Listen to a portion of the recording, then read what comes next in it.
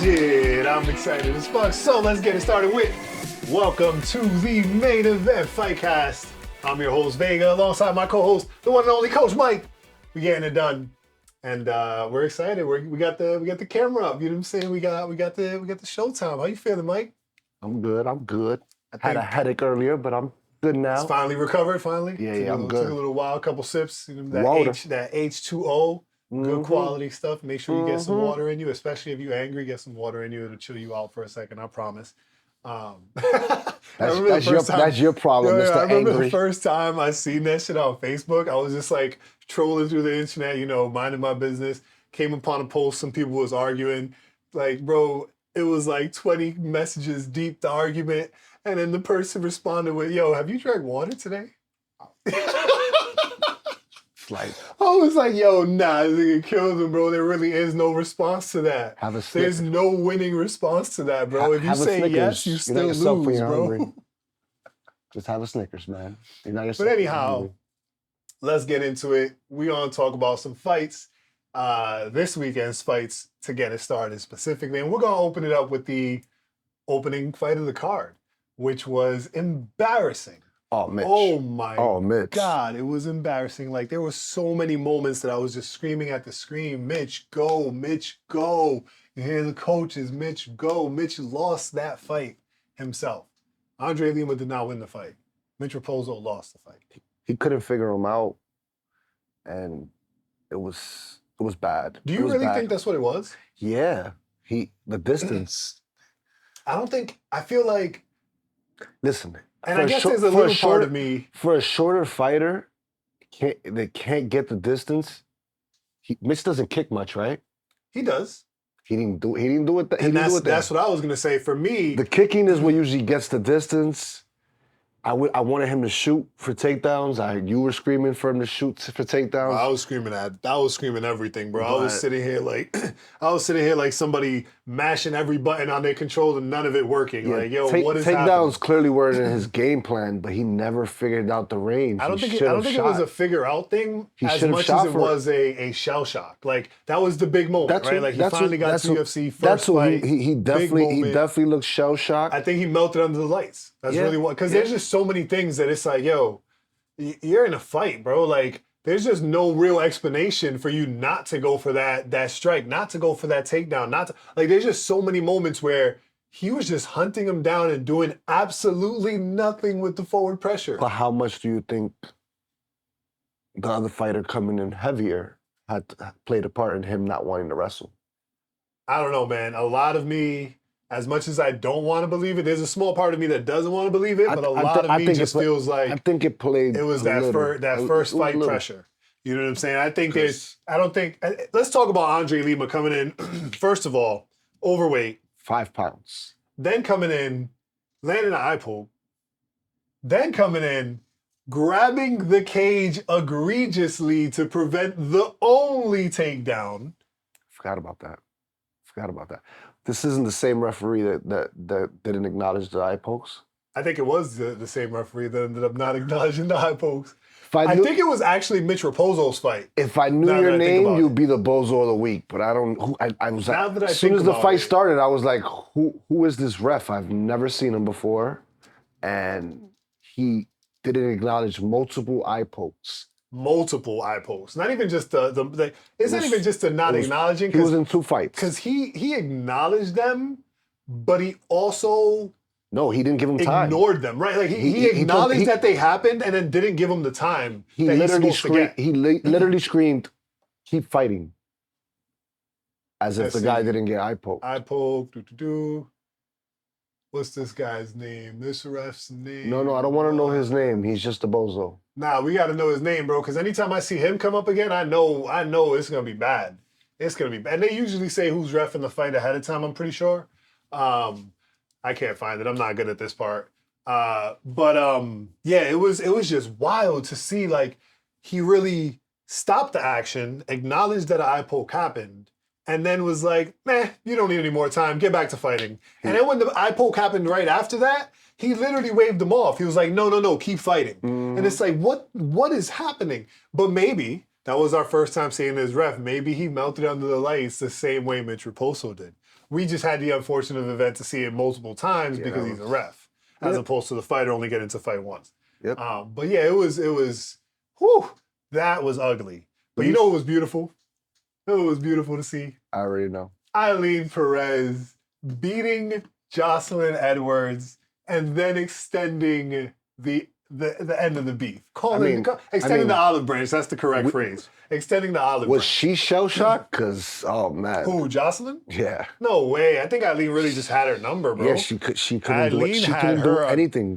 That fight, I'll say, Ailin put pressure on her that she could not really figure out. But she could have went for broke a little, man. She probably was the better striker. I thought she felt pretty good about herself in the second round when she landed the big, heavy takedown and got a lot of control time and kind of evened the score at that point. But that wasn't... I don't know what happened in the third round to her, though. Wrestling wasn't her advantage. Her advantage was her striking. Was her striking, right. But even still, she had the advantage because she did get like 2 minutes of control time. Ailin was kind of exposed in the fact that... and it was kind of crazy she called out Kayla Harrison because of what I'm going to say next. It exposed the fact that if you get Ailin on her back, she's going to stay there. That was worse than Buckley's call-out. That was worse than Buckley's call-out.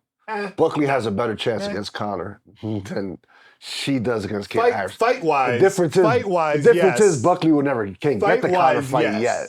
Fight-wise, but if we're talking call-out, if we're talking about in a competitive standpoint, value of a call-out is getting a fight. Exactly. So the value of the call-out, that's why she wins it. That's why Buckley was a bozo for it, but not her. Buckley does have a chance against McGregor. McGregor doesn't cold clock him as easily as Holland did because I think that was an earlier Buckley, right? But Ailin calling out Kayla Harrison in a fight that she won, where we saw her lose the second round. For most people, I feel like she lost the second round, and she got wrestled down by somebody. She got wrestled down by somebody who's a striker, so she couldn't get off the floor. There's no way you beat Harrison. Not right now, sweetheart. There's no chance you even get that. That's what I would say. If I was Dana, I would be like, hey, not yet. We'll get there. 3 or 4 wins away. She's 3 or 4 wins away. Let's take our time. 3 or 4 wins away. She's getting a nice little star power. So if she actually continues to win, it will make some money. It'll be valuable. It'll be valuable for sure. Dana's not gonna throw that idea away. He's gonna, like you said. He's like, yo, you said you'll fight her. You said you'll fight her. So things that could happen for Ailin Perez because she says she'll fight her, right? Guaranteed. They can top 5. They can work out a game plan for her to get there in 2 to 3 fights. That's what I'm saying. Guaranteed top 5 next fight. She should get 4 fights at least. Top 5 next fight for sure. For sure. For sure. Right. If she wins in amazing fashion, she gets to fight for to be contender. Who would you put her in there with? You know, I'm gonna admit I'm not great with the division itself. The women's division, I don't know. And let's actually do our.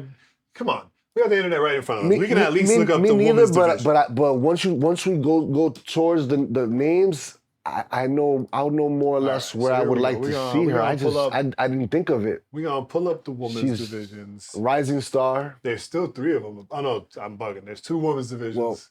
So we're gonna just go by divisions. We're not gonna look at pound for pound, right? She's asking for Weili's belt. She's a Weili's. No, she's asking for flyweight. Grasso? Right? Isn't that where Harrison is? I don't believe Harrison is. I believe she's in bantamweight. What division is Harrison? Bantamweight. So why are they only showing? Oh, here we go. Whoops. Sorry, she's going for. There you go. There you go. My bad. I was like, yep. That makes sense. I think Macy I lied. So Aileen's not ranked at all. So her next fight, top 15. This will be her ranking fight. Her next fight be ranking, right? Depending how that goes, she gets a better ranking or she gets a top 5. Depending how that top 5 goes, she gets a contender fight or she fights for the belt. How you like her against Macy? That's what I see. How you like her against Macy? If we see the same Ailin that showed up against Jocelyn, I like her. Against Macy? Yeah, I like her. I'm not thinking that's her next fight. I'm thinking that's where she gets stopped. You think that's where she gets stopped? Yes. Where's Macy at? 7. I think that's where she gets stopped. Nah. No, I don't know. Nah. Some big girls up there, bro. She has a better chance against Holly Holmes than she does against Macy. Yeah, Macy, you think so? 100%. I could see Irene's complicated because she embarrassed herself. I still haven't really figured her out since she lost. The next fight should be Norma, though. Give her the top 10. Nah, I think, yeah. Because she beats Penny, she beats Yana, She does not beat Jermaine Durand. Yo, Jermaine Durand's ranking is kind of crazy. It's wild that we actually do know who these fighters are. We just have to look at the list to even think of them. Well, her last fight was not in that division, so I think she's just okay. That makes sense. She's going down because of inactivity. Because of inactivity. Yeah. She smokes a lot of those people. Okay. So, yeah, I think that we just laid out a pretty decent path for Ailin. I think Norma Dumas is a good fight. I don't think any of those fights she's guaranteed to win, but she does have a strong chance of winning. She has a good chance against Norma. Norma's probably next. She has a good chance against Norma. We got to start doing that UFC challenge joint, you know, where you could like go on UFC's website and you can place, you can like pick fight matchups, and if they use your matchup, they'll fly you out or whatever. I'm gonna start messing with that. We talked about Michael Venom Page. Versus Ian Gary. Called the hell out of that one. I just thought that it fell through when there was such a gap. Ian said he agreed to something. Michael wasn't talking. Nobody mentioned it for a while. So I figured he got another opponent. Something different. But that's going to be a fun matchup. It's interesting because Page didn't want the Thompson fight, saying the styles are too similar. Thompson didn't want it either. They both said that it was too similar. Which is really interesting. But I think I want to see that eventually. Right, because I feel like I've never really understood the similar styles being problematic, because I think it leads to a more engaged fight. No. Right, like if the fighters engage, we see a lot more activity. I think the ones that don't engage are super boring, and that's where I think it leads to mind games. If I am the superior wrestler of the two stand-up guys, I'm gonna throw one in there just to make you think about it. Yeah, that's definitely, and that's what I mean. It's always going to be. It always has the potential to be engaging. So what's the thing? You don't want to see a chess match? That's what it is. I think it comes down to who's the audience, because I'm going crazy. I'm jumping subjects already, but I'm going crazy when I go online and I'm seeing people calling Strickland out for a boring fight. I didn't see a boring fight. I saw a man get walked down for 5 rounds, and the one that was doing the walking down is the one you're attacking. Paulo. I did not have Paulo or Costa, or Twitter fingers, if you want to call him. Twitter fingers at this point is crazy. He throws more punches on a Monday on Twitter than he did in that fight. Yo, Paulo Costa Twitter fingers is crazy. Completely just stood there while he couldn't figure Strickland out. Clearly, he didn't see an opening, but he ran. He ran from him the entire fight. He was on his bike. And I can't really. End of the first round. That makes sense of it for me. End of the first round. Twitter fingers looked like he was in the 4th round. He was sweating bullets. He's sweating bullets. That boy was doing a whole mile lap, bro. We got to see how much he ran. Somebody got to get a Fitbit on this thing and see how much he ran that fight, bro. He got about 28 miles in. He got about 28 miles in.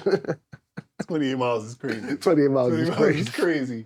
But it does bring up an interesting point that you're saying, because you're right. Like, it's about the audience. As far as an interesting fight goes, it does depend on who the audience is, because as a super fight fan, right? Like just like enjoying watching the activity of people fighting. No, and I get it. Casuals are gonna have funny takes, and I'm gonna look at them funny. But I was seeing a lot of people blaming Strickland for a boring fight when he brought the fight to Paulo.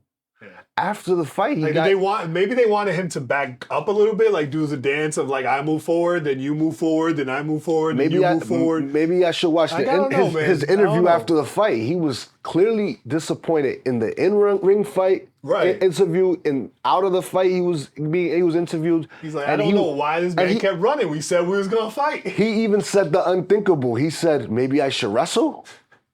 Like he didn't understand what was missing. He's like, it's crazy.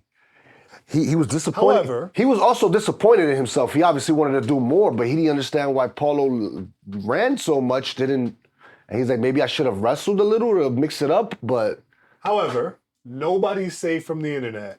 He did put up 2 moments that are meme worthy, and that's what they got. Oh, the whole fight is meme worthy with his stance. Right? With his stance with and the going kick forward. is hilarious. It is. But my favorite, how effective is it though? My favorite of the whole fight, my favorite moment of the whole fight is the back-to-back flying front kicks in the last 5 seconds of the fight, neither of which landed at all. No. The last one landed in the chin. What are we talking about? No, did it? I can show you a picture. It did not land. Get out of here. In the chin. Get out of here. The last one landed in the chin. Get out of here. I mean, we know Strickland doesn't provide big powers from his kicks, from his punches, but he landed at least 2 or 3 good kicks at the end. No, he landed a couple of good kicks, but the last 2 flying kicks were just air, the first bro. head kick that was like the first head kick he threw. Yeah. I don't think I've ever seen him throw a head kick before that. Paulo Costa technically blocked that, but there was so much power that it knocked him over. He ate one. He ate one clean. But hold on. You're saying that Mute that. That low. Hold on, we gotta go. Nope, that's where the thing landed. Okay, all right. So right here, this should be a good place to start from. Let's see. All right, so boom, that was the head kick. That one was blocked.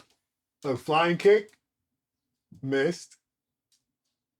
This is a weird way for these highlights to be playing. Maybe it's that angle, but I'm gonna show you a picture. That joint is pushing on his chin. Pushed on his chin. That first one missed. Hold on, they gotta be something. They gotta be. Do I something go on my good. phone? I should have taken a picture. Either way, there's tons of little clips of it on the internet, which are hilarious in my opinion too. Let's see if I can find it real quick. But I'm telling you, bro, like either way of them Jones was hilarious to see in action. Sean Strickland versus Paulo Costa. The end of that fight is the funniest ending of a fight ever, bro. I mean, I told you that the only chance Paulo had was to land one of those spinning kicks, and like I said, and he threw a couple of them. We can't even take that away. He tried a couple times, but all right, man did not show up. Some weird picture stuff going on. That was weird. Yeah, I don't know what that was about. I'm not. All right, that's enough of that. Another bath. All right, so thankfully, whether you felt like the co-main event was fun or not, it was just the middle of the featured fight that was Kevin Holland versus Michelle Olazechek. I hope I said that right. If not, it's a hard name to pronounce, bro. I won't try. I know that. We'll figure it out. I won't try. Isn't his name like Michelle or Michael? No, it's Michelle. Michelle? There you go. I call him that. There you go. But that dude is one of the toughest human beings on the planet, bro. Like, I don't know physical pain wise, that is a walking demon, bro. I mean, my son got his arm broken because Kevin Holland said he heard the pop. He heard the pop when he first landed the armbar, right? And he had to keep pulling. Bro. The dude didn't want to give up. And then even after Herb stops the fight, my man is trying to find stability on the arm, falling over and still like, yo, why'd you stop the fight? I mean, it was probably the fastest finish of the night. I think it was actually the fastest finish of the night. I mean, Jailton made it might have been close because Jailton may have done what he does. You know referees were made for guys like that, like Michelle. Like, if it wasn't for a referee, he'll die in the ring. Yeah. I mean, cage. He'll die. Yeah. I mean, well, hopefully every fighter after he goes limp will let him go. But no, but I mean, it's not. In some situations, you can't even tell. If we're playing the sub game, and it's just us, we don't need a ref. You just got to tap, or go to sleep. But if I got your arm, and you're just pain is nothing. He was so pissed off that the fight was called off. He was so mad, bro. He was so mad. I mean, he has to understand that the ref has to come in. The kind of damage that can be done if your arm is broken and it's still being twisted, and he's just too tough for his own good. It's hard to tell somebody. He would have got knocked out and woken up and been like, "Boy, I'm here. I'm here. Let's keep it going. Yeah. Let's keep it going. Keep it going. I got this. This is why we need refs. because this is why we need good refs. Some guys, refs that suck don't help the situation, right? Because remember the legendary he who shall not be named, right? Letting people die in the ring. If he was reffing, I don't even want to see the visual that would have. I also want to quickly shout out and just say I appreciate how much Kevin Holland was respectful of the situation, like really 100%, acknowledging, like, 100%, yo, bro, like 100%. I don't know the guy, I don't dislike the guy. I'm in this for a paycheck, you know what I'm saying? So I don't want to take the guy's arm off, but if he leaves me no choice, I got to get my check. Well, you know what I'm saying? Yeah, it's a win thing. I mean, he got dropped on a punch. He said he wasn't hurt. He didn't feel like it hurt or whatever, but he got his legs taken. And he had the whereabouts to throw up that sub. That's what MMA is about. Like, if you're trying to get a boxing fan to like understand the greatness, that's something they have to understand. Just because you have better hands than someone doesn't always mean you're gonna make it. And you gotta respect the ground game. You gotta respect the legs. You gotta respect the combination of everything. Izzy used to talk about it all the time. Well, I don't know if he's still talking about it. He said the reason why he transitioned to MMA is because in a boxing match, in a kickboxing match, that does not make you the tougher guy. It means you're better at that art. Mm-hmm. But what is mixed up? Mixed martial arts, it's almost that big bragging rights, like wherever you want to take it. You want to box? I'm gonna throw a kick in there, whatever. I could wrestle. It's becoming the number one soon. Watch. Boxing? I think it might already be there, right? When we look at the sales of Tyson Fury versus Usyk versus even a regular UFC pay-per-view card. As long as boxers are able to get $20 million in these fights, $50 million, big. Yeah. They're gonna, contract-wise, boxing is still. People will still look at boxing as the number one. But people are wondering where that money's coming from now, right? Because the last 3 Saudi events lost money. I don't got to do any research to know that whoever these companies are, whoever's fronting the bill, they're losing trying to build a name. Yep. They're just trying to build a name to one day be able to make money in this business. Hopefully. But they're losing money. Hopefully. Anyway, back to what really matters. You know who gained another? He already had my respect, but he gained another notch of respect alongside another notch in his belt. Islam Makhachev. Gotta give it to him. Oh, we jump into the main event. Can I cut you off and say somebody who gained my respect? Somebody who never had my respect. Who? Mickey Gall. Yeah. What a fight. He didn't do anything I didn't expect him to. He always had my respect. No, man. The dude grew up in the UFC. Well, how did he grow up in the UFC? Career-wise, They signed him to fight CM Punk. And what did they think would happen? He was gonna lose. Exactly. Right, that's what I'm saying. Like, so everything about Mickey Gall has always had my respect. They try to set him up for failure. He won. Then they threw a couple of curveballs at him. He kept winning. And then he kept losing. Then he started losing. And he won a couple. But he never really lost my respect. He was always an interesting guy. I don't remember him having such an iron chin. Yeah, he's always beastly, bro. Come on. If that fight was what made him if that fight was 5 rounds, Mickey Gall murders him. Wins for sure. No, he murders him. Wins for sure. For sure. Like, for sure. If a ref doesn't stop getting between them, like, he goes to sleep. Like, Mickey was hitting him with not pop shots, but just the guy was exhausted from punching his face. Mm-hmm. That's one of those tough, like, I didn't know Mickey Gall to have a chin like that. I'm not saying Max Holloway, but damn, he was eating some big shots against a guy. It also doesn't matter. And this is a guy who lost a razor thin decision to Jack. What's his name? Atlanta. There you go. Yeah. So even Mickey losing this fight, I think he won. That's a long stretch. Basil has clearly won the fight. Clearly won the night. Could you predict Mickey losing that fight and getting a good fight after? You probably predicted him losing and being never coming back. Nah, I don't think they'll ever come back. I think they'll be. He's coming off of a 2-year layoff because of a back surgery.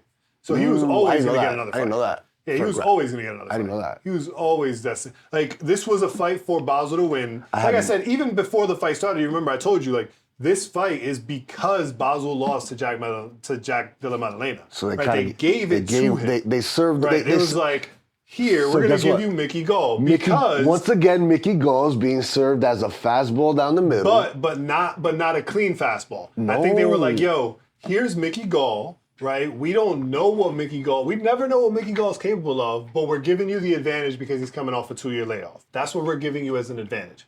Because they always do that for fighters who put on a good show. Remember, Bozo Hafez came in on 2 weeks short notice to fight Jack Della Maddalena and went to a split decision against somebody who, even if he had a full training camp, people expected was going to watch. And Dana rewards that kind of stuff. So and guess what his reward was? His reward was Mickey Gall. He was supposed to get out of there early. Nah, nobody had it going early. I think even the bookies didn't have it going early. Well, he was a big favorite. He was a big favorite, but they always had it going to the decision. Yeah? Yeah. I thought that with that guy's power, he would have taken. They always had it going to the decision. Well, if nobody else, but nobody else, he opened my eyes. Because and Bozo Hafez has a lot of power. But also, we just acknowledged that you just learned that Mickey Gall has a chin. The bookies knew Mickey Gall had a chin. It was like a Nate Diaz victory when Nate Diaz lost to Leon. Okay. We felt like if there was a 6th round, or was it what was it, a 5? Was that a 5 round? Yeah. That was a 5-round fight. If it was a 6-round fight, or if it was to the death, felt Nate wins. Yeah. Which isn't entirely true. No, it's not. He was getting pieced up. It's not. It's not entirely true, but the way a fight ends can sway you to that. But up until the fight. But I 100% believe that if Mickey Gall had the 4th and 5th round, he wins that fight. That guy was gassed out. Bozo was gassed out. Maybe Bozo wanted to prove the bookies wrong and get the finish early, so he overdid it. But it's possible. It's possible. But if nobody else, see, there's a lot of sleeper good fights on this card. I definitely think Mickey Gall. When you think about if you just think about the card as a big picture, and we'll come back to the championship in a second, but when you think about the card in a big picture, it just kind of feels like, this card kind of sucked. But when you go fight by fight accidentally, you're like, oh, actually, the fight right before that was actually pretty good too, and the fight before that was pretty good too, and you start to really find these little pockets of like, oh shit, this card was actually really dope. Well, at work, a kid came up to me saying that the event was amazing, and I was like, that's always exciting for me. I was like, I'm trying to spread this shit like. I was like, I'm not gonna lie to you, it wasn't all amazing. The last 3 fights were. Yeah. But don't ruin it for him. It was 2 weeks ago. No, I guess. What you mean? The fights before this weekend. No, I'm talking about this week. Oh. I'm talking about this week. Yeah. Some of the fights in the middle end definitely had me bored, and that's why Mickey Gall had me. I was like, whoa, right. Whoa. There's a little bit of bias there too because of that. He brought some liveliness to the fight. That's the thing. When you have a slower fight in between it, it's gonna stand out. Right. And that's what I saw. I saw Mickey Gall and Basil. They put on a show. They put on the show. They did. Now, who put on a show that was expected to put on a show and put on a hell of a show? Islam Makhachev and Dustin Poirier. What a championship fight. It's a great fight. I still am shocked at the idea that everybody thought it was going to be under 2.5 rounds. That's where the bookies had it. Because that with the amount of dominance people were expecting from Islam, everybody was just overly disrespecting Dustin. Well, the truth is, everybody's Dustin seen went in there, worked. Everybody's seen it lopsided in a way. Everybody's seen Dustin's the better striker. He's the better grappler. Yeah. So that leads usually to early finishes. I can see that. Now, especially when you talk about somebody like an Islam. What they forget, what they're forgetting about is their grit. Right. And Dustin got Islam didn't look that bad in the stand-up, and Dustin definitely didn't look that bad in the grappling department. The defensive grappling department. Yes. Yes. Well, he wasn't gonna shoot for a takedown. Right. He wanted to stand the entire fight. Right. So I just mean in their respective. Yeah. Because even Islam wasn't gonna be overly aggressive striking. He has that knee up the middle, which is gold for him. Amazing. It's been working for him for at least. I want to say at least the last 3-4 fights I've noticed it heavy. Every fight. throws it up the middle when somebody tries to close the distance. Which is what people should be doing to him. I do not get it. Like, I understand the risk of the takedown, but also the timing of the knee can neutralize that. Right? So, but that's a whole different point. I don't want to get into the depth of that. For me, I'm trying to think. Dustin's legacy. None of those guys are really big kickers. No. His last opponents have not been And big if you really think about the UFC as a whole, there's not a lot of kickers. Like, people who specialize in kicking, there's not a lot of them. That's funny.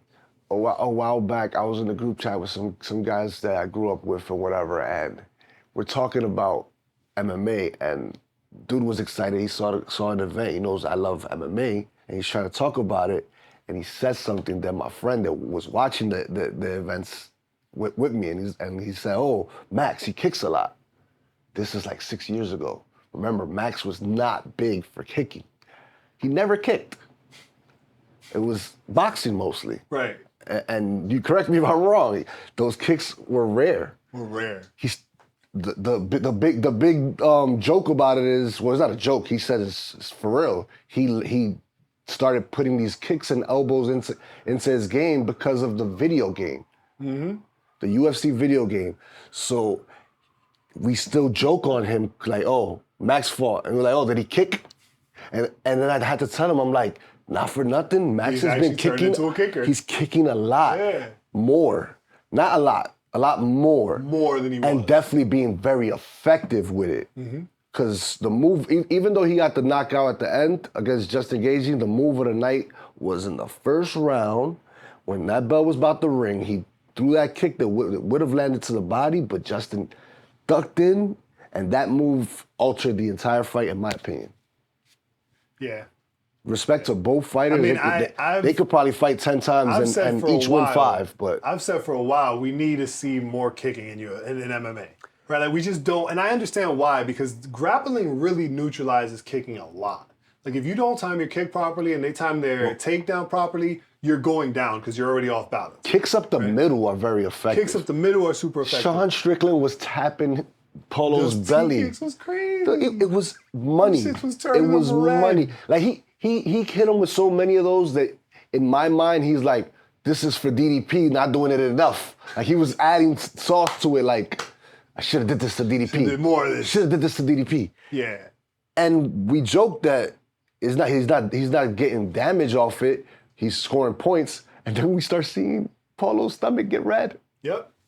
Because of shit, bro. Every strike that lands hurts. Like, I understand that significant strike. I won't say that. I won't say hurt. They all have an impact. 100%. Hurt, fine. If you don't want to, there are people who are not accepting the pain part. So we'll say impact. Exactly. Cool. Exactly. Impact. Every strike has an impact. It has an impact. It does something. Even if it tells me like, whoa, I should have put my hand up more. Right.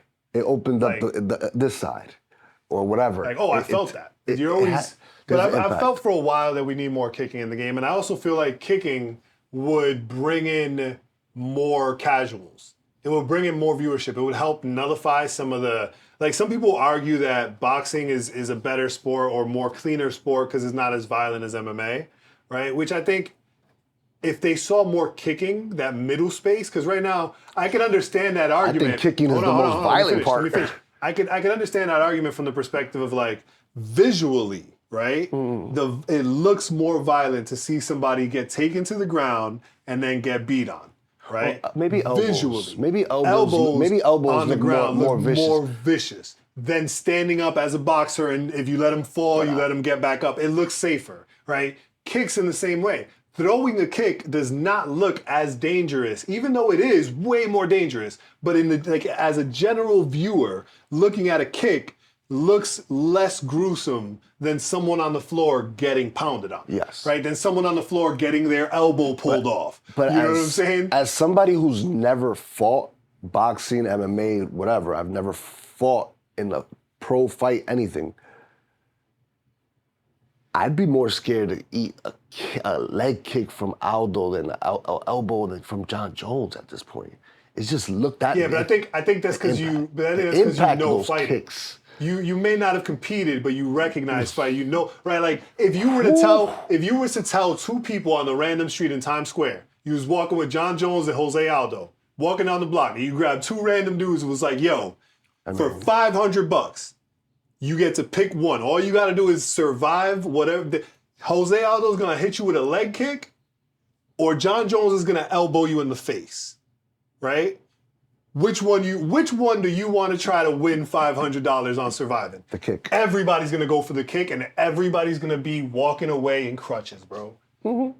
There are more people. Although John Jones is slicing our face, no matter what. No, for sure. No matter what. I just don't think he'll hurt as much. Right, exactly. There are less people who are going to feel the pain of a John Jones elbow. Not saying it's not going to do damage. Oh, man. Right? It's going to do damage. But some people just don't react to pain the same way. It's going to cut you, and it's not going to hurt as much as that leg. Right. That leg is, your leg is paralyzed. Oh, my God. When Jose Aldo kicks that leg, even if he gives me the chance to try to time it and check it, you're going to wish you didn't have a leg for a week, bro, because it's going to hurt that much. Bro. It's going to hurt for so long. You're going to get to a point where you're going to be like, yo, just take it off. Bro. Just amputate that shit, bro. I can't do this no more. No. A leg kick, like, or just engaging. Like, what? The impact that they have is just violent. Even with just that example, it proves the point. Nobody wants to take an elbow because that sounds way more gruesome than getting kicked in the leg. So hard to eat. So hard to land on this. That sounds way more violent. The difference is try to land in this space. Try to land in this space. As somebody who's 6 foot plus, I wasn't even aiming that. I was just presenting from the knee to the ankle. I was just saying shin. But the target, hit you in the shin. That's it. What's easier to hit? Let's be honest. Yeah, for sure. The leg is there. But we're not talking about you trying to fight back. You're just gonna take one. Well, I'm just saying. One. Listen. Do you want to risk a concussion and get elbowed in the face by John Jones? Fighters that mix up the kicks tend to be the better fighters. For sure. Whitaker outlasted Yoel twice because he mixes up kicks. Max lost to Volk all those times.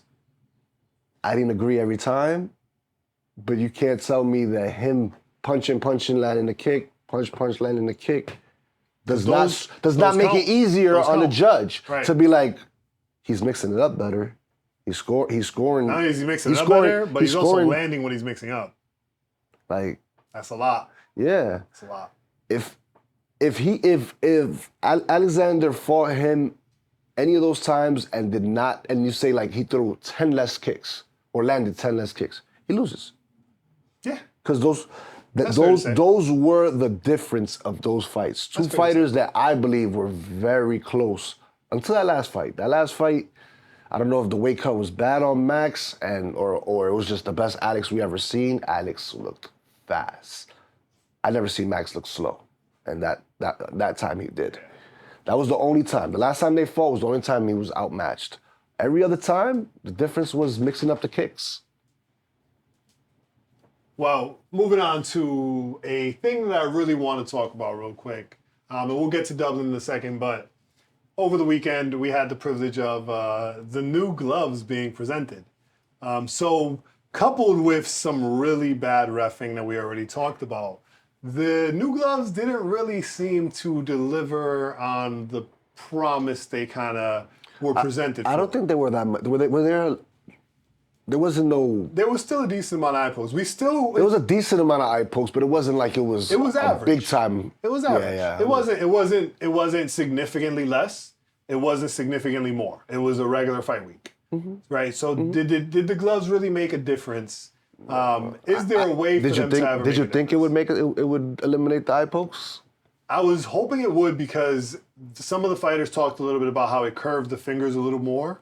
So I was hoping that would help, having them curved a little more. But then I started thinking about it and really looking at it during the fights and like a lot of fighters, it's not like fighters are doing this when they're sticking their hand out, right? So like curving the finger would solve that problem. But curving the finger might actually make the problem worse because most fighters are doing this when they're putting their hand out. So if you're curving the finger, you're actually putting it in a more likely position to land an eye poke if people are doing this. You know what I'm saying? Versus if the hand was straight, now when I do this, my fingers are up in the air as I'm intending for them to be because I'm really just trying to catch your punch. Nobody's really trying to like volley a punch like this. Because if they hit your knuckles, like that's gonna hurt. How much effort you think the fighters are making to not eye poke? I don't think anybody's doing it intentionally. So I'll say I'm that. not. See, there's a big difference. There's a difference between me trying to eye poke you or me not worried about if I eye poke you, as long as I keep myself safe. I think the second one is really hard to measure. Like trying to I can't what does it look like to say? I guess my point is, like, are they being cautious? We're not seeing them get penalized for it enough for them to even care. Yeah. But the thing with that becomes... They might care. I'm just saying, this is my narrative, that I'm seeing refs warn and then not take a point after it happened after the warning. I think it's because the result is bad. It's the same thing with the cage grab. So cage grab is different. I'm gonna tell you. I'm gonna get to cage grab in a second, but hold on. So the result of an eye, like getting poked in the eye, the thing that is bad, right? The rule break is bad and deserves losing a point, right? But the thing that's making the rule break happen is really hard to control because it's just natural instinct, right? Like if you're fighting and if you're in a position where you have to grapple, you're at a disadvantage to be standing like this the whole time. Because now you have one extra step to get to your grapple. So if you're fighting like this with your intention being more to grapple than to strike, that is hard to really control that, right? I see that. Fence grabs, on the other hand, you're being a dirty piece of shit. Because naturally, your hand is going to reach for the fence. But once you touch the fence, how long your hand stays there is back in your control. But that's my thing. They're going to try to get away with it as many times as they can, and they haven't been getting penalized for it, so why not? Yeah, fence grabs, I think, are a different situation. I think fence grabs should get one warning because, again, respecting the idea we're doing something that at the end of the day is a survival instinct, so you're going to do stuff that is against the rules. That's why the rules are there, because survival instinct kicks in, you do something, and you have to stop yourself from doing it over and over and over. So warning first on the first cage grab, right? Hard warning, don't do it again.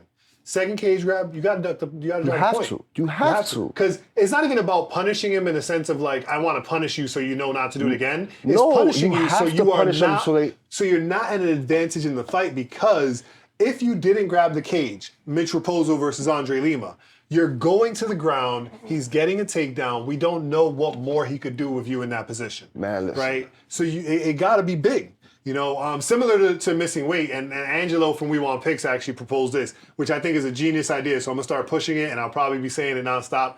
If you miss weight, forfeiting your purse is not doing enough damage right now. It's not making an impact. But it is a penalty. There is no penalty when they just won. Wait. The bigger penalty for missing weight should be starting the fight with 1 point deducted. You're down a point. You missed weight. Well, as a fighter, would you prefer lose money or lose a point? Of course I prefer to lose money. That's why it's... What? Are you crazy? No. Bro, if I lose money, if I'm losing 20% of my purse, hear me out. I'm going to go into a fight with a disadvantage to know that I'm going to get paid less. Now let me explain why that's a bad idea. If I go into the fight and I know I'm getting paid less, I'm losing 20% of my purse, win or lose, right? Mm-hmm. Doesn't matter. So best case scenario, I'm 80%. Worst case scenario, right? 40%, right? Going into it, deducted a point, there's more likelihood I'm going to lose the fight because 50%. I'm already down a point. So my purse is 50% of either one. Guys that miss weight don't usually. The purse isn't working, bro. I don't think the point is going to work either. But that's the whole. Yes, it is. How's it not? Look at a fight. I think money does more damage. Nah, if you look at close fights, I'm trying to think of one that was close recently. All right, well, now that Mike took another break in the middle of whatever the fuck I was saying last, real quick, we're going to run through a couple fights that I think are worth looking at that's coming up on the next card, because there's a lot of fights in that card that are not, it's a weak card. I'm going to say it that way. It's a weak card. So a couple fighters to watch, in my opinion. We got Sexy Mexi, John Castaneda. He's going up against Daniel Marcos, if I remember correctly. And I think that he should pull it off. Again, I'm not giving out bad advice over here. I'm just telling you which fights are going to be fun to watch. And I think if you're putting a couple dollars down to watch a fight night, it should be It should be known who should be fun to watch. So that's one fight to watch. John Castaneda versus Daniel Marcos. Another one to watch, Brad Katona versus Jesse Butler. You know how much of a Brad Katona fan I am. If you don't know how much of a Brad Katona fan I am, let me tell you. This man has won the Ultimate Fighter twice. The only fighter to win the Ultimate Fighter twice. Well, now he's in the UFC again. And hopefully he actually pulls it together this time. But Brad Katona is definitely a striker with some submission potential. You know what I just thought about with Brad Katona? Brad Katona is the Canadian Michael Chandler. It's the opposite.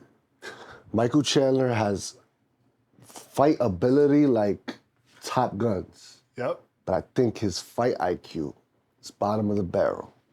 Brad Katona does not have big skill sets, but his fight IQ is through the roof. He knows how to get a win. Through the roof. And I think if he had a little more, like you said, natural skill or just improved skill. Oh, and not to say he's not skilled by any means. He'd be a possible title contender. But I think, and hopefully, this third run in the UFC is, or rather second run in the UFC, is the one. Because I feel like my boy deserves it. Ludovic Klein versus Thiago Moises should be another really fun fight. I don't know who he is. I know Thiago. Ludovic Klein is a really fun striker. There's a lot of fighters in this card that I do not know, and to me, that's just exciting. You get to meet a lot of new people. It's a clean slate. Well, I know Julian Marquez. Speaking of new people, they don't even have a picture of her on the website. Pooja Tomar is introducing the world to the women's Indian UFC. So she is the first Indian female fighter in the UFC, going up against Rayan dos Santos. If I were to give any type of betting advice, my betting advice, and this might come off a little bit prejudiced, so don't take it too heavily. However, one thing I admire about Indian culture is their ability to support each other and stick together. So right now, Pooja Tomar is an underdog. However, I could see a world where the culture rallies behind her and she becomes a favorite, then making it 100% worth it to bet on Rayan dos Santos, because Rayan dos Santos is most likely going to smoke this girl. I like the fear of the unknown. I like the fear of the unknown. I'm going with the person I don't even know what they look like right now. So far, that's who I would bet on. So far this year, UFC debuts are rocking a strong 23% win rate. So, again, Rayan dos Santos feels like a clean win on this. Let's see if some money comes in because of culture.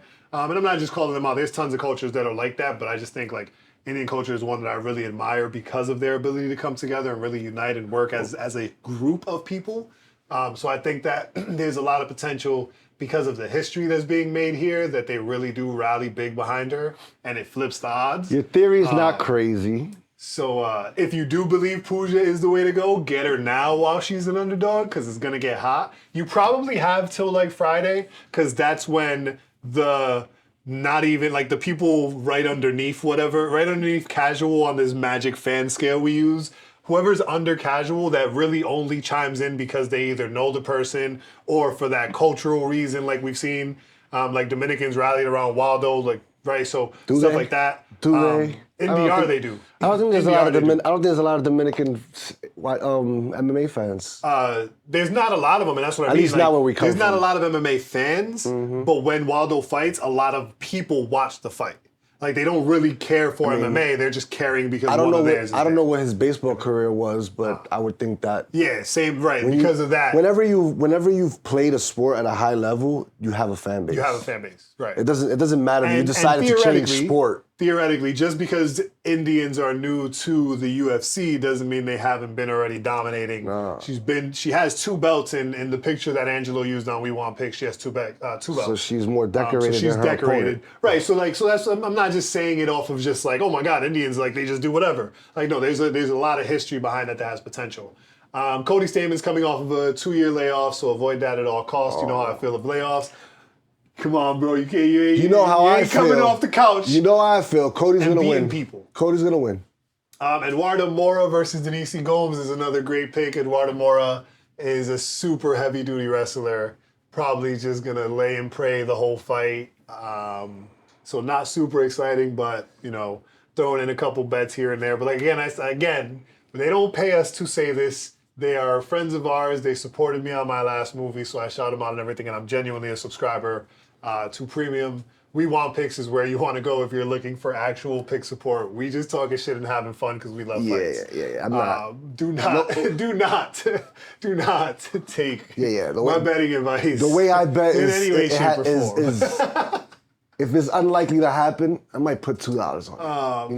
Right? $2 Like I bet at most $20 just a in week. case it happens. Just in case it happens. But the best fight on the card.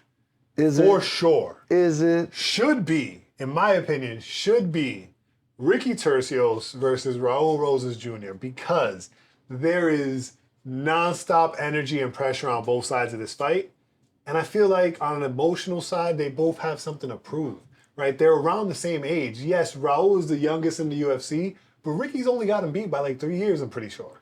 He's like 21, 22 at most.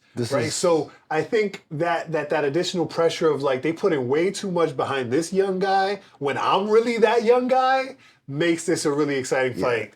Again, I just be making shit up in my head. No, 100%. 100%. Don't take this for any type of 100%.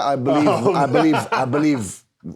I don't know if they're doing any pressers or anything like that. I believe Ricky will be emotional. How he channels it is what's going to matter. Now, is what's going to determine whether he gets to win or lose. Him channeling it is going to give us a good fight. You might think that's the fight of the night. Who you think? Jared Cunningham. You think Cannonier versus Imavov? Yes, sir. I do feel like Cannonier is going to win the fight. I don't know. He's an underdog right now. I just think they'll brawl. I think it'll get ugly. Yeah. It won't Jared be. Jared Cannonier is never scared of a fight. It won't be a technical battle. It will be. Well, if you don't think that, then I'm gonna tell people load up on Cannonier, because Frenchie is the more technical fighter in my opinion. No, I think he'll be the one more going crazy. Yeah. Yes, I think Jared will be more comfortable.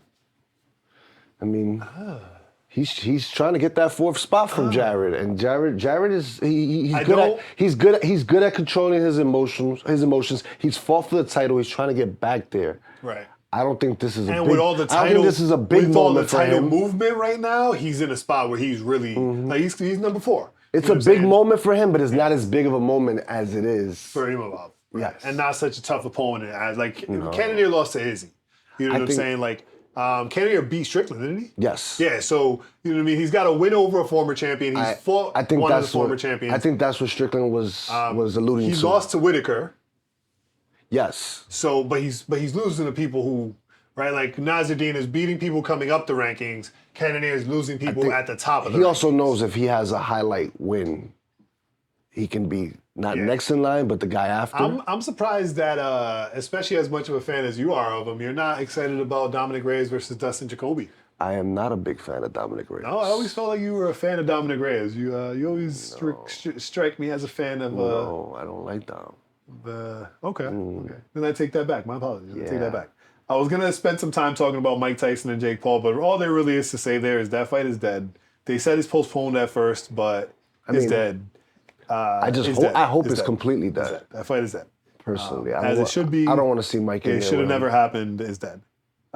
It's wild. You know what's really crazy to me is that when you listen to people talk about Mike Tyson versus Jake Paul on any type of platform, whether it's mainstream media, podcast, like high-level podcast, small like everybody who's talking about that fight on any type of platform is saying this fight is bad.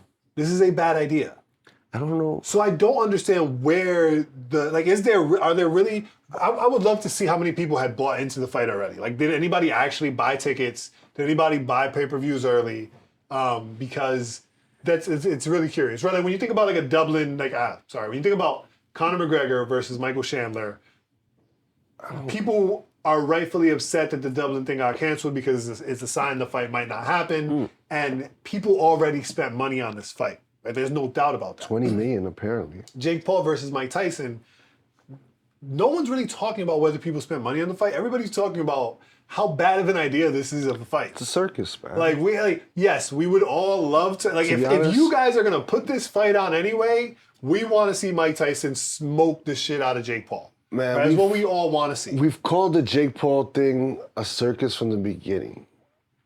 Then he started to get some credibility, getting in there with Tommy Fury, losing the decision. I even want to say the second win over Woodley gives him a little credibility. Over Woodley? Yeah, not to a boxing level, but to a combat sport level, because you and I know Woodley can't put punches together. We all know you and I know that he relies on one punch power. I do not think there was ever a chance that Woodley was going to beat him. Right? I almost said Tyson. I did. I never felt like there was a chance he was ever going to beat him because, like you said, he doesn't put punches together. But silly me, I thought the camp would be that. Right. Just working on that. I know this glaring weakness. Some people's movements just don't maneuver that You're way. right. But if I know this glaring weakness, you're telling me his enemies don't? His trainers don't? Right. And those are just a casual? To be honest, trainers usually send people out to die sometimes with this kind of stuff. I blame Ronda Rousey's fall on Edson, is his name? Whatever, her boxing coach. Yeah. He was the problem. So many people. I don't know. You gotta watch. So many people told her you had to get rid of him. You might get your mind changed, and this could be a cool little thing for you guys to check out too. There's a new Ronda Rousey documentary. I don't remember if I saw it on Max or if I saw it on YouTube. Is she embarrassing herself? It's a really good documentary. No, because yes, it embarrasses her because it shows like she was really hard-headed. So a lot of the things 100%. I blame the coaches for, I kind of walked back after watching this documentary. Like personally, like if I knew them personally, it's her I would be like, yo, my bad. It's her fault for thinking that he was adequate. I mean, it's not hard for me to believe that Ronda was stubborn. You know what I mean? That's my perspective. I love Ronda Rousey, the fighter. I hate the way she's gone down in history because a lot of people will forget that she is the reason for a women's division. She held it up for so long. I don't think anybody will ever forget, but I think at the end of the day, legacies get replaced. But Amanda defended the belt 2 or 3 times, and people were already telling me that she was already better than Ronda, and I'm like, I don't think you know how that works. She was. If you're talking about skill set, if you're talking about your eye test, I can hear that. But saying that somebody's better than someone, they have to accomplish the things and more. I think everybody who at that point was saying it was better was really meaning like, trajectory-wise, there's no situation where we see Ronda retake her place over Amanda. No. But that's not how it works. That's exactly how it works. For Amanda to have the legacy that Ronda had, doesn't she have to wheel off those 16 wins straight? She already had losses before it all happened. This is what I mean. I'm talking about dominance. I'm talking about defending the titles. That's what I mean. That Amanda never really made it to Ronda's status in the bantamweight division. She did do more by going on and getting another belt. It's the same argument as Islam versus Khabib for me. But I don't think that's an argument. I think everything I said was facts. No, it's the same argument. But true or false? Did she defend the title as much? Let me finish, bro. It doesn't matter what you try to say if you don't let me finish. Let me finish, right? The reason I'm saying is the same is because if all you're doing is looking at numbers, then sure, Ronda's legacy wins forever. Oh, no. Right? I'm not just looking at numbers. I'm more looking at a title run. Because we're talking about numbers and sales. Amanda never will equate. You're just talking about number of championship fights. I mean, if they you're fight. just looking at numbers. Yeah, they fight. Just that's their fights, job. They fight. Right? If you want to look at it that basically, then sure, whatever. That's to say that Jim Miller could potentially be one of the best fighters of all time. Nope. Why not? He has the most fights, and he also has one of the highest fight win records. We're talking, but there's win-losses to that. But again, you're just talking about numbers. No, it's dominance. It's being the number one person in your division for a time period. And was Amanda not that? No. For 2 divisions? Not as long as Ronda was. But she was for 2 divisions. That's Okay, what I so just now- said. so I now- just said. so now- She does so not now- have the so now, credentials in the if- bantamweight division. If you are only talking about numbers and you let me finish this sentence, then yes, Ronda, number-wise, gets that all day long. However, when people talk about it more dynamically and more deeply, we say, who the fuck are the people Ronda fought? The same way we say, who the fuck are the people Khabib fought? She destroyed one of the girls that knocked out Amanda. When Amanda was starting. It's still there. It's still there.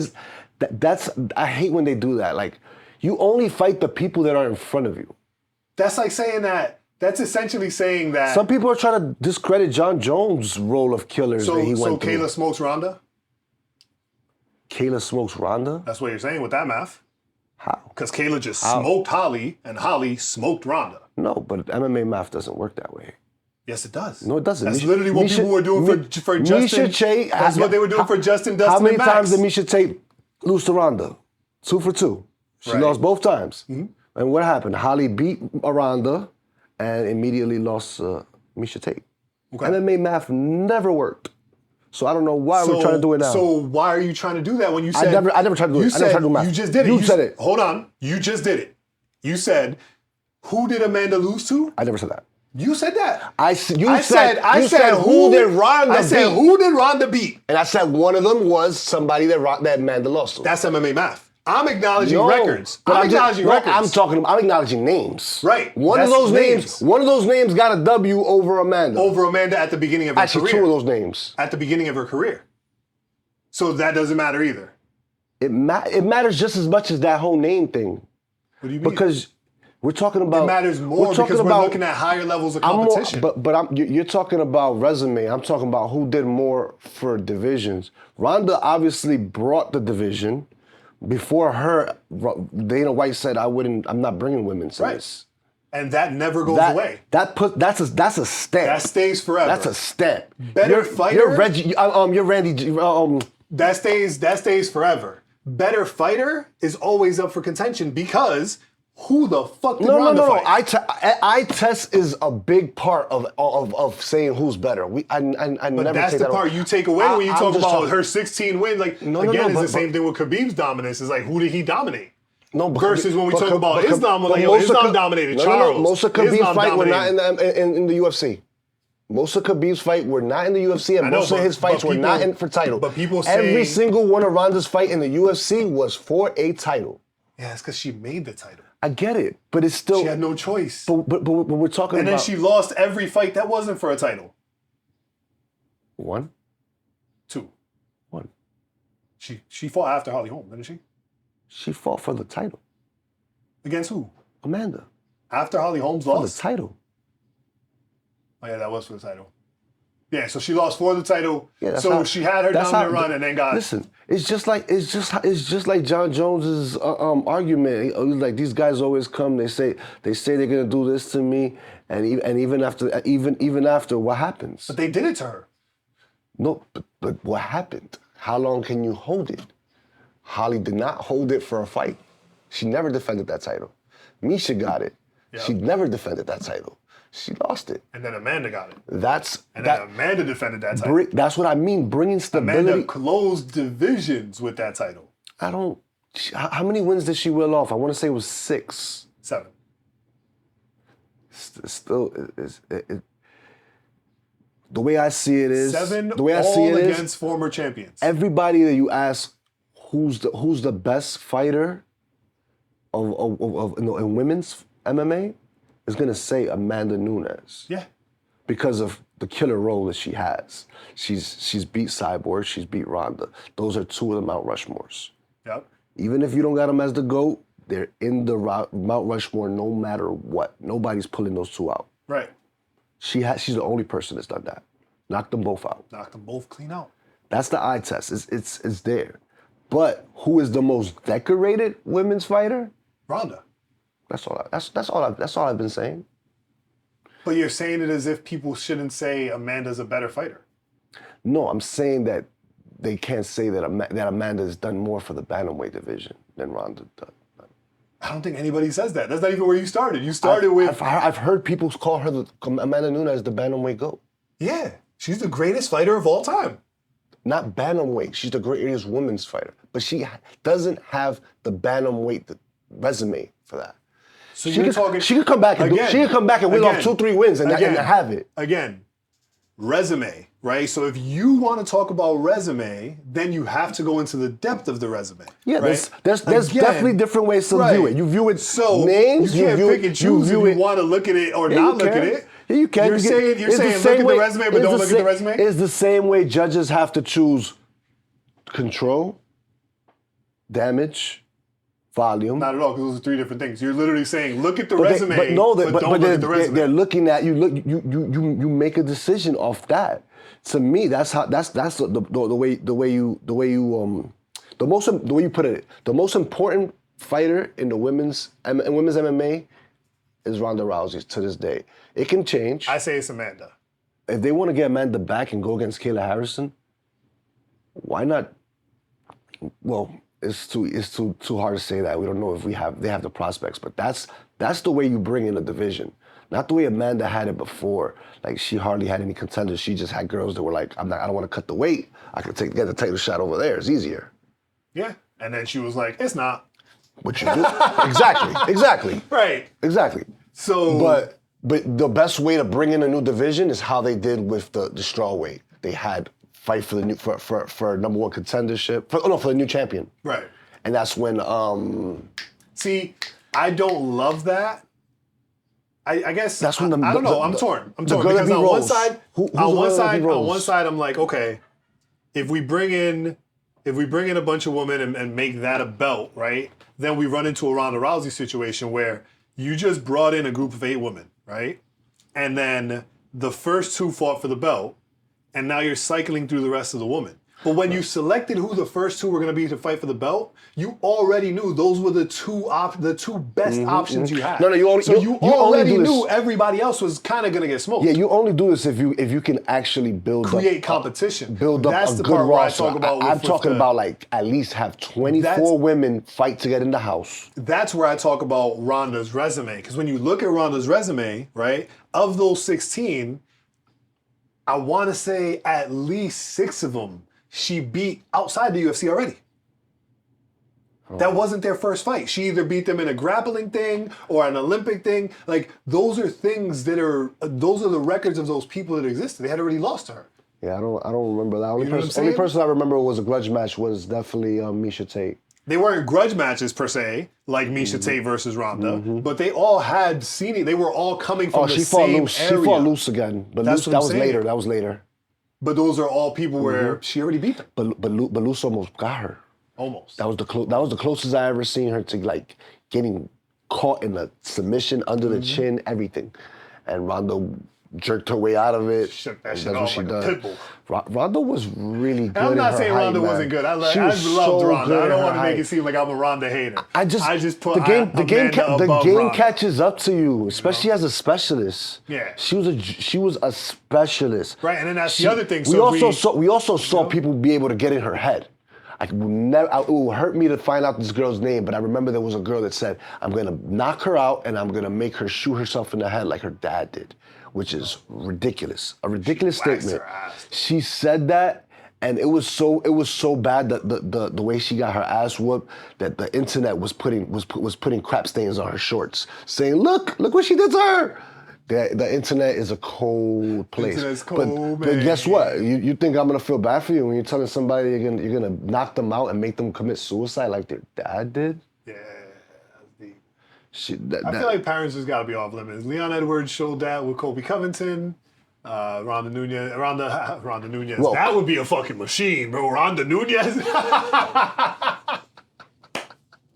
Amanda with that kind of judo, bro. What? She'd be the light heavyweight champion for the men's division. Chill, that's Kayla Harrison right now, bro. Kayla Harrison could really come in and smoke Islam. But she's really the only reason why I think that division has a chance, because it's like, can she really cut down that weight all the time? She's not young. Yeah, but the division doesn't have a chance. She looked good at it. The division doesn't have a chance because there's not a lot of women who want to look like that. True. That's really all it is. But she also looked good against Holly Holm. She didn't look like she was gassed out or anything. She looked great. It was an easy fight. How does she? Muscle definition on that machine is how does she react? outrageous. How does she react if Amanda punches her in the mouth? It's totally different. That's different. You can't train your mouth. You just can't. Pause.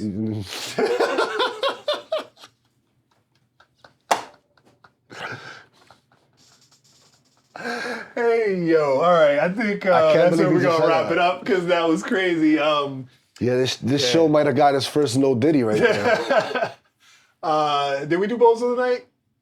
Bozo tonight. Referee. I was trying to look up his name. That's what it was. I was looking for the referee's name. I don't want to know his name. Who Dana, Mitch find a way. Find a way, Dana. Fight ref. Find a way to keep him away. I know you don't control this. Oh my goodness, yeah. Can we find the ref's name? Only way we'll be able to do that is to like rewatch the fight and hear when they say it. Nah, it should say it somewhere. Nah, y'all just don't know where to look at for that. Right? Like, yo. No, that's the judges. There, it says it has Herb Dean right there. Oh, here we go. I found it. Nope, that's the split. Mitch supposed to be split decision. It wasn't Herb Dean for his fight. No, I think that's for that main event. How do you find this? Let's see. If I click on Strickland Costa, does it show me the same ref? It wasn't Herb Dean for that first fight. Was it? No, I don't think so. Jason Nah, there's no way. There's no way. Then maybe we're thinking of the wrong fight. Maybe it was Zaleski. I know. I think it was Randy Brown for sure. Look, I know it's him. Randy Brown versus Zaleski. I knew he was in. I knew he was in two fights. My fault, Herb. That wasn't you. Mitch Raposo was just doing bad. Oh, Herb did let him get away with the cage grab. He did let him get away with the cage. He did let him get away with the cage grab. Herb makes mistakes. Herb is a great ref, but he makes mistakes. Yeah. Sorry, all of that we said earlier was not about Herb. We had that backwards. It was Randy Brown versus Leslie Dos Santos. I knew he was in the Randy Brown fight, but he also refed another fight. And it says referee unknown. He should be. I think they're trying to protect him. Let's see if we can find another fight that he was in. He should remain unknown. Edwards Perez, no. Wasn't the Dawson fight? The Dawson fight was just a wrestle. Almeida Kopylov, no. Maybe Price Morano? No, I don't think so. No, that was Keith Peterson. He did his damn thing. Kopylov Almeida, Herb Dean, Hafez Gal? No. No, that was Herzog. Perez Edwards? Gasper Oliver, I think is the new ref. I don't think so. Because he also did something weird during their fight, didn't he? I don't think. The headbutt. Oh my God, that headbutt was terrible. Let's see. Gasper Oliver, referee. I mean, when I see him, I'll know exactly what it is. Damn, it might be that guy. It just looked like he had long hair there. You go to picture. Go up to the top and press pictures. Picture. Image, sorry. I kind of feel like it is that guy. Yep, it's that guy. It's him. That's his name, Gasper Oliver. Gasper Oliver is fired. Gasper Oliver. Oh my God, Gasper Oliver's fired, bro. He is your Bozo. My Bozo, ready? It goes to, I'm pretty sure it's Dave Torelli, who somehow gave Costa a 49-46. What fight were you watching, Dave? See, because he's not a the bozo. Fight you were watching was outrageous. He's not a bozo. He's a criminal. Oh no, he also, the other issue with the Mitch Raposo fight was Dave Torelli with his judging, because he also gave the Mitch Raposo fight a 29-28 on behalf of Mitch Raposo. What? That's right. Remember, that was a split I went decision. To the bathroom and I came back you told me it was a split decision. It was a split decision, bro. Craziness. Craziness. He's not. That judge is not a bozo. He's a criminal. Criminal, bro. Absolute. Go check his FanDuel decisions, bro. Go check his FanDuel. The only two weird decisions. So that wraps it up for us for the night. Thank you again for tuning in to the Main Event FightCast. Make sure you hit the like and subscribe button. And if you want to follow us on Instagram, I don't know Mike's, but mine is at @WhatUpVega. SF Big Mike. Yeah, and let's stay connected, have some fun. We appreciate you. Drop some comments below. Peace.